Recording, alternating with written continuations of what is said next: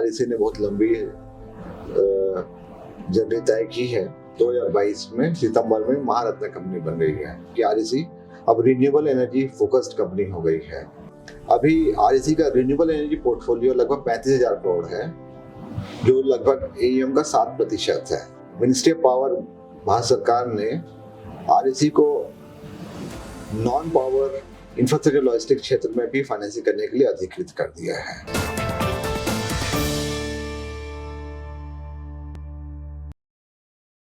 नमस्कार, स्वागत है आपका इंडिया न्यूज़ बिजनेस में। और आज हम आ गए हैं मैनेजमेंट के पास में, एक खास ऑर्गेनाइजेशन। हम हैं आरईसी लिमिटेड में और हमारे साथ में आरईसी लिमिटेड के प्रबंध निदेशक और अध्यक्ष हैं देवांगन जी। बहुत स्वागत है सर शो पे।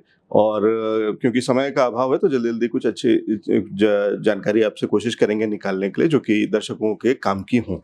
तो आरईसी से, क्योंकि आरईसी लिमिटेड का अपना ही सफर एक बड़ा इंटरेस्टिंग रहा है। कहाँ बिल्कुल ही पावर से शुरुआत हुई थी, रूरल से शुरुआत हुई थी बहुत, जब एक देश जो है एक बड़े संकट से गुजर रहा था और उस जमाने में पंप्स को और उसको उस तरीके की चीज़ों को किस तरीके से कि इरिगेशन में पानी पहुंचता रहे और सारी चीजें खेतों तक होता रहे, तो उसके लिए आरईसी का गठन किया गया था। लेकिन वहां से कहाँ one of the best PSU CPSE, जहाँ पे कि 7वीं सबसे ज्यादा प्रॉफिटेबल कंपनी है, जहाँ तक मुझे समझ में आता है। 8th most profitable mini Maharatna, sorry, ठीक है। तो इंटरेस्टिंग कंपनी है, इंटरेस्टिंग सफर है कंपनी का और बहुत सारी चीजें हो रही हैं। और अभी हाल ही में जो रिजल्ट्स आए हैं वो भी बहुत इंटरेस्टिंग आए हैं। कुछ ऐसे खास चीजें, हाइलाइट्स जो आपको लगता है कि आरईसी में जो बदलाव हुए हैं और जो ऐसी चीजें हो रही हैं जिसका आगे आने वाले समय में कंपनी पे और कंपनी के ओवरऑल बैलेंस शीट पे असर पड़ने वाला है, ऐसी कौन सी चीजें होंगी सर? आपने सही कहा कि आरईसी का जन्म हुआ था हरित क्रांति के वक्त, जब पंप के एनर्जाइजेशन के लिए आरईसी का गठन हुआ था। उसके पश्चात आरईसी ने बहुत लंबी जर्नी तय की है। पहले एनबीएफसी बनी, इसका फिर आईपीओ आया, मिनी रत्न कंपनी, फिर नवरत्न कंपनी और फिर 2022 में सितंबर में महारत्न कंपनी बन गई है। आरईसी ग्रामीण विद्युतीकरण के लिए जानी जाती है। इसका नाम ही रूरल इलेक्ट्रिफिकेशन कॉर्पोरेशन था, परंतु ओवर द इयर्स अब इसका मेन फोकस अब एनर्जी ट्रांजिशन में हो गया है। तो मैं कहना चाहूँगा कि आरईसी अब रिन्यूएबल एनर्जी फोकस्ड कंपनी हो गई है। हमारे एसेट अंडर मैनेजमेंट में पिछले वर्ष बहुत ज़्यादा ग्रोथ हुआ, 17% का ग्रोथ हुआ है।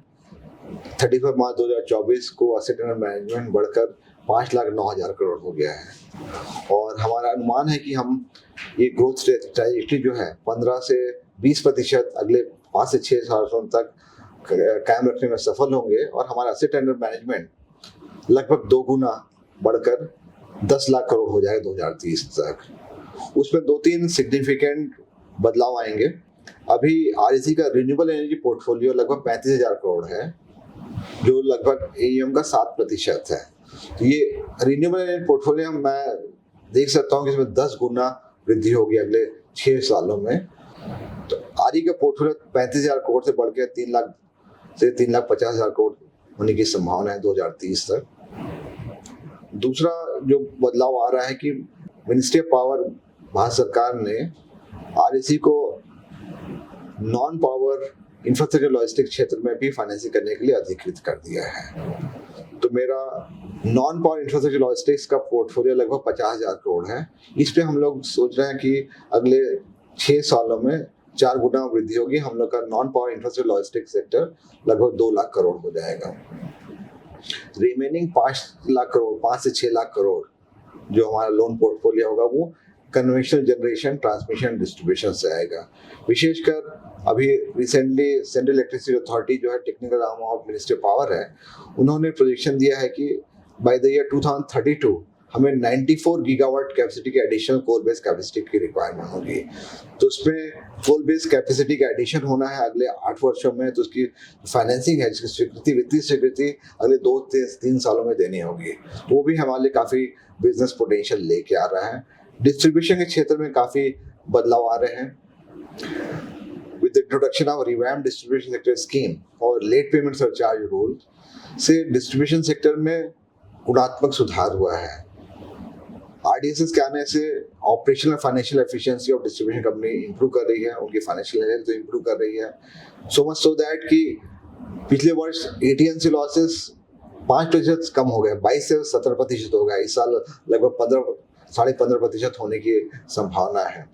गवर्नमेंट डिपार्टमेंट ड्यूज पे होने लगे हैं, लीगेसी सब्सिडीज का इक्विटेड मंथली इंस्टॉलमेंट हो गया है, करंट सब्सिडी स्टेट गवर्नमेंट जो है वो डिस्कॉम को क्वार्टरली पे करें वो भी एडवांस में दे रही हैं। इन सबसे फायदा ये हुआ है कि डिस्ट्रीब्यूशन कंपनी की हेल्थ तो बढ़ ही रही है, सुधर ही रही है। साथ ही साथ जो जनरेशन कंपनी और ट्रांसमिशन कंपनी जो कि डिस्ट्रीब्यूशन सेक्टर से पैसा, तो डिस्ट्रीब्यूशन सेक्टर से आता है, जो कंज्यूमर से पैसा इकट्ठा होता है डिस्कॉम कलेक्ट करते हैं, तो जनरेशन कंपनी और ट्रांसमिशन कंपनी के जो भुगतान है वो भी अब समय पे होने लगे हैं। ओवरऑल पावर सेक्टर में इंप्रूवमेंट आ रहा है, पावर की डिमांड बढ़ रही है। पिछले वर्ष पावर डिमांड 8% बढ़ी है और इस वर्ष, इस वित्तीय वर्ष में अप्रैल माह में पावर डिमांड 11% बढ़ गई है। ये सब देखते हुए पूरा एंटायर इकोसिस्टम जो है पावर सेक्टर का वो काफी सुधार दिख रहा है और उसमें काफी प्रगति होने की संभावना नजर आ रही है। जी, और आरईसी का आर जो है वो अब रूरल से रिन्यूएबल एनर्जी की तरफ एक बड़ा फोकस मुझे जो दिख रहा है, और ई जो है जो इलेक्ट्रिसिटी पे था वो ई से इकोसिस्टम की तरफ यानी इंफ्रास्ट्रक्चर और वो वाली चीज़ों की तरफ भी चल रहा है। तो वो वाली भी चीज़ें, एक आपने जो बताया भी कि एक बड़ा परसेंटेज, तो अभी जहाँ तक मैं समझता हूँ करीब 5 लाख करोड़ की लोन बुक है, ये 5,09,000 करोड़ 5,09,000 करोड़ रुपए की। तो इसमें, और जब हम इस शो को रिकॉर्ड करने जा रहे थे तो मैंने किया ये था कि जो भी बाजार से जुड़े हुए और जो बिजनेस सेगमेंट से जुड़े हुए एक्सपर्ट्स हैं उनके ग्रुप में मैंने एक ये डाल दिया था कि उनके कुछ सवालों, क्योंकि शो हम उन्हीं के लिए बनाते हैं, उन्हीं लोगों के लिए बनाते हैं जिनका कि इससे सरोकार है इस तरीके की चीज़ों से, तो उनसे पूछा था कि आप क्या सवाल पूछना चाहेंगे, और वही सवाल मैं आप तक पहुँचा रहा हूँ। तो मैंने अपना काम आसान कर लिया है और साथ ही साथ लोगों के सवाल आप तक पहुँचा रहा हूँ। और एक सवाल जो आया है, एक शिंदे साहब ने पूछा था कि आरबीआई के नॉर्म्स जो अभी काफ़ी चीज़ें नई नई आई हैं, और ख़ासकर इससे रिलेटेड, यहाँ पे लोनिंग से रिलेटेड और बहुत सारी चीज़ें, तो कुछ तो ठीक है कि जो कि बहुत ही छोटे सेक्टर्स पे, जो जहाँ इन सेगमेंट में आप नहीं हैं पर्सनल और उस तरीके की चीज़ों में, तो वहाँ तो आपका इम्पैक्ट नहीं है, आपके ऊपर कोई नहीं, लेकिन उसके अलावा भी बहुत सारी चीज़ों का इम्पैक्ट होगा। उसको कैसे देखते हैं आरबीआई के नॉर्म्स को, और एनपीए कैसे कंट्रोल करेंगे? देखिए, सबसे पहले मैं बताना चाहूँगा कि पिछले हफ्ते आरबीआई ने ड्राफ्ट गाइडलाइंस इशू किया है। उसमें उन्होंने सभी स्टेक होल्डर से कमेंट्स मांगे 15 जून तक। अभी ये ड्राफ्ट गाइडलाइंस केवल ड्राफ्ट ही हैं, अभी फाइनल नहीं हुई हैं, और इसका मुख्य उद्देश्य ये है जो अंडर कंस्ट्रक्शन प्रोजेक्ट है, जो प्रोजेक्ट फाइनेंसिंग होती है इंफ्रास्ट्रक्चर सेक्टर में, उसके लिए हायर प्रोविजनिंग किया जाए। 5% करने का प्रावधान प्रस्तावित किया है आरबीआई ने जी। वो भी ग्रेजुएटेड, एक साल में 5% प्रावधान नहीं करना है एडिशनल प्रोविजनिंग। 31 मार्च 2025 को 2% होनी है, फिर 31 मार्च 2026 को 3.5% होना है, और 31 मार्च 2027 में जाके वो 5% की प्रोविजनिंग होनी है। 5% प्रोविजनिंग अंडर कंस्ट्रक्शन प्रोजेक्ट की है, जो कमर्शियली ऑपरेट हो गए हैं, ऑपरेशनल प्रोजेक्ट हो जाते हैं, उनके लिए 2.5% प्रोविजनिंग करनी है, और उनके यदि रेवेन्यू कैश फ्लो यदि अच्छा है, कैश फ्लो है, तो उसके लिए केवल 1% प्रोविजनिंग करनी है। और मैं ये बताना चाहूँगा कि जो तो इसका इम्पैक्ट कैसे देखते हैं आरईसी की बैलेंस शीट पे? आरईसी एक नॉन बैंकिंग फाइनेंस कंपनी है जो कि इंड एस अकाउंटिंग स्टैंडर्ड्स का पालन कर रही है। तो एनबीएफसी जो इंड एस अकाउंटिंग सिस्टम का पालन कर रही है, उनका जो एडिशनल प्रोविजनिंग होगा वो हमारे प्रॉफिट एंड लॉस अकाउंट के थ्रू रूट नहीं होगा। तो सबसे बड़ी बात है कि हमारा प्रॉफिट में कोई अंतर नहीं आएगा, रिटर्न ऑन इक्विटी में कोई अंतर नहीं आएगा। जो हमारा इसका जो इम्पेयरमेंट रिजर्व पे अंतर आएगा, जो एडिशनल प्रोविजनिंग करेंगे, तो इम्पेयरमेंट रिजर्व से क्या होगा कि जो हमारा प्रावधान है कैपिटल एडिक्वेसी रेशियो का, उसमें थोड़े से टीयर 1 कैपिटल में इसका प्रभाव पड़ेगा। परंतु मेरे पास, आरईसी के पास एडिक्वेट कैपिटल एडिक्वेसी रेशियो है। जो आरबीआई का मैंडेट है 15% होना चाहिए कैपिटल एडिक्वेसी रेशियो, हमारा 25.86% है। टीयर 1 कैपिटल मेरे पास हमारा जो है लगभग 23.5% है।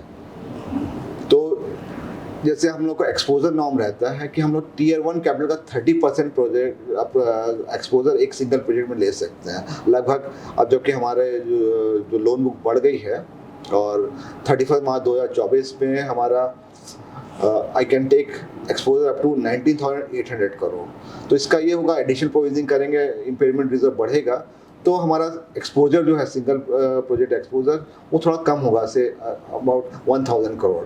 तो वैसे भी हम लोग 19-20 हज़ार करोड़ के प्रोजेक्ट सैंक्शन नहीं करते, हमारा मैक्सिमम 15,000 करोड़ के आसपास का रहता है, तो उसमें ज़्यादा अंतर होने की संभावना नहीं है। तो बॉटम लाइन है कि हमारा प्रॉफिट एंड लॉस अकाउंट में कोई अंतर नहीं पड़ने वाला है। और मैं तो आरबीआई ने जो ड्राफ्ट गाइडलाइन जारी की उसका मैं स्वागत करता हूँ, क्योंकि ये एक तरह से जो अंडर कंस्ट्रक्शन प्रोजेक्ट हैं जो डिलेड हैं, जो डेट ऑफ कमेंसमेंट और कमर्शियल ऑपरेशन है जो डिक्लेयर्ड है उस पर भी डिले होता है, तो उसके लिए एडिशनल प्रोविजन। लेकिन ओवरऑल इंडस्ट्री पे इम्पैक्ट तो पड़ेगा और थोड़ा नेगेटिव इम्पैक्ट पड़ेगा। अच्छा, फायदा है। जो क्लोजर स्क्रूटनी है, जो प्रोजेक्ट डिलेड है उसमें क्लोजर स्क्रूटनी होगी, मॉनिटरिंग अच्छी होगी, इन्वेस्टर कॉन्फिडेंस बढ़ेगा। इन द लॉन्ग रन ये सबके भले के लिए है, जो एडिशनल प्रोविजनिंग नॉर्म जो का प्रावधान किया गया है जी। दूसरा आपने कहा एनपीए के बारे में कहा, नॉन परफॉर्मिंग एसेट्स का। आरईसी का मैं बताना चाहूँगा कि ग्रॉस एनपीए लगभग 13,800 करोड़ है और हमारा नेट एनपीए लगभग 0.86% है। तो इस वित्तीय वर्ष में हमारे जितने भी नॉन परफॉर्मिंग एसेट है वो सब रिजॉल्व होने की कगार पे हैं। उसमें से 7 ऐसे प्रोजेक्ट जो लिक्विडेशन की ओर जा रहे हैं, उसके लिए हमने 100% प्रोविजन ऑलरेडी कर दी है, वो लिक्विडेशन की प्रक्रिया पूर्ण हो जाएगी इस वित्तीय वर्ष में। जो बाकी ऑपरेटिंग एसेट है उनका रिजोल्यूशन प्रक्रिया चल रही है एनसीएलटी में। केएसके महानदी हुई, हिरनमई प्रोजेक्ट हुआ, सीनर प्लांट नासिक में है, उस पर हमें काफ़ी अच्छे रिजोल्यूशन होने की उम्मीद है, क्योंकि हमने लगभग 70% की ऑलरेडी प्रोविजनिंग की है, अज्यूमिंग कि 70% हेयर कट होगा। परंतु जैसे रिजोल्यूशन जो हो रहा है एनसीएलटी में और पावर डिमांड जैसे बढ़ रही है, तो हमारे रिजोल्यूशन काफ़ी अच्छे हो रहे हैं। Haircut is limited only और 20-30%। तो हमें उम्मीद है कि हमें राइट बैक मिलेंगे सबके, जो ऑपरेटिंग एसेट के रिजोल्यूशन जो होंगे एनसीएलटी के माध्यम से, लगभग 1,500 करोड़ से लगभग 2,000 करोड़ का राइट बैक मिलने की संभावना है इस वित्तीय वर्ष में। और हमारा प्रयत्न है कि इस वित्तीय वर्ष के अंत तक हम लोग नेट जीरो एनपीए कंपनी बन जाए। चलिए, उम्मीद करते हैं ये सफलता आपको जल्दी ही मिले। सर, एक और सवाल है और ये है कि पिछले 3 साल में रेवेन्यू ग्रोथ जो है वो करीब 10% CAGR रही है और प्रॉफिट 19% CAGR के रेट पे रहा है आरईसी का। क्या इसको हम मेंटेन कर पाएंगे अगले 3 साल में? जी, हम लोग का रिटर्न ऑन इक्विटी और जो है और जो प्रॉफिटेबिलिटी में लगभग 20% से ज़्यादा की बढ़ोतरी हो रही है, 20-22%, वो हम लोग सस्टेन कर पाएंगे। और रिटर्न ऑन असेट जो है लगभग 2.86% है, वो हम लोग का अनुमान है कि हम लोग रिटर्न ऑन असेट लगभग 3% या उससे ज़्यादा रखने में कामयाब होंगे। और साथ ही साथ हम लोग का कॉन्शियस एफर्ट ये है कि हम लोग कॉस्ट ऑफ फंडिंग कम करने में काफ़ी सतत प्रयास कर रहे हैं। पिछले वर्ष हमारा 7.28% था कॉस्ट ऑफ फंडिंग, घट गया अभी, वो लगभग 7.12% आ गया है, 7.13% आ गया है। और हमारा प्रयास है कि इस वित्तीय वर्ष के अंत तक कॉस्ट ऑफ फंडिंग को रिड्यूस कर लगभग 7% कर लें। तो इससे क्या हो रहा है कि हम लोग का स्प्रेड में भी लगभग 45 BPS का इजाफा हुआ है, हमारा नेट इंटरेस्ट मार्जिन भी इम्प्रूव कर गया है। तो हमारा प्रयास ये है कि हम लोग स्प्रेड जो है 2.82 से लगभग 2.9 या 3% तक रखें और नेट इंटरेस्ट मार्जिन 3.5 से 3.6, 3.7 तक बरकरार रखें अगले 5 से 6 वर्षों में। जी, ठीक। तो ये जो बड़ा प्रॉफिट आप निकालते हैं, इसको कहाँ यूटिलाइज करने जा रहे हैं या किस तरीके से इसको डिप्लॉय करेंगे, इसके आगे कुछ उसमें प्लान है? जो एक तो हम लोग दीपम गाइडलाइन से बंधे हुए हैं, तो हम सबसे पहले तो डिविडेंड देते हैं जो कि 5% ऑफ नेटवर्थ या 30% of profit after tax, whichever is higher. तो इस वर्ष हमारा 30% पैट जो है 5% नेटवर्थ से ज़्यादा है, तो 30% हम तो डिविडेंड दे देते हैं। तो हमारे जो एडिशनल रिसोर्सेज आ रहे हैं तो उससे हमारे नेटवर्थ में बढ़ोतरी हो रही है, तो हम लोग हायर एक्सपोजर ले सकते हैं। पहले हमारा नेटवर्थ जो था लगभग 58,000 करोड़ था, अब बढ़ के वो 63-64,000 करोड़ हो गया है। तो एक्सपोजर लिमिट हमारे इम्प्रूव कर जाते हैं इससे। जी, और हमारी रेटिंग्स बहुत अच्छी हैं और इंटरनेशनली भी जो हमारी क्रेडिट रेटिंग्स हैं और डोमेस्टिक में भी, उस पर कुछ और काम चल रहा है या उसमें ऐसे कुछ उम्मीद कर सकते हैं कि वो और बेहतर होने का कुछ संभावना है या कुछ चेंजेस उसमें? जी, हमने एक कॉन्शियस एफर्ट किया कि ग्रीन फाइनेंसिंग पे फोकस किया। हमने पिछले वर्ष $750 मिलियन का ग्रीन बॉन्ड रेज किया था। ग्लोबल येन बॉन्ड भी हमने रेज किया था। तो वहाँ पे जापानीज क्रेडिट रेटिंग एजेंसी ने हमारा रेटिंग किया था। तो जो एक्सटर्नल एजेंसीज हम अपनी रेटिंग करा रहे हैं उसमें धीरे धीरे गुणात्मक सुधार होते जा रहा है। जैसे जैसे हमारा फाइनेंशियल परफॉर्मेंस इंप्रूव कर रहा है, हमारी रेटिंग भी इंप्रूव हो रही है। जी, और चलते चलते सर एक आखिरी सवाल, जो अभी एक लेटेस्ट बज़ है जो कि गिफ्ट सिटी के अंदर में जो चीज़ें आप करने जा रहे हैं, तो क्या क्या प्लान्स हैं और उससे किस तरीके के बदलाव आरईसी के ओवरऑल पोर्टफोलियो में या सेटअप में होने वाला है?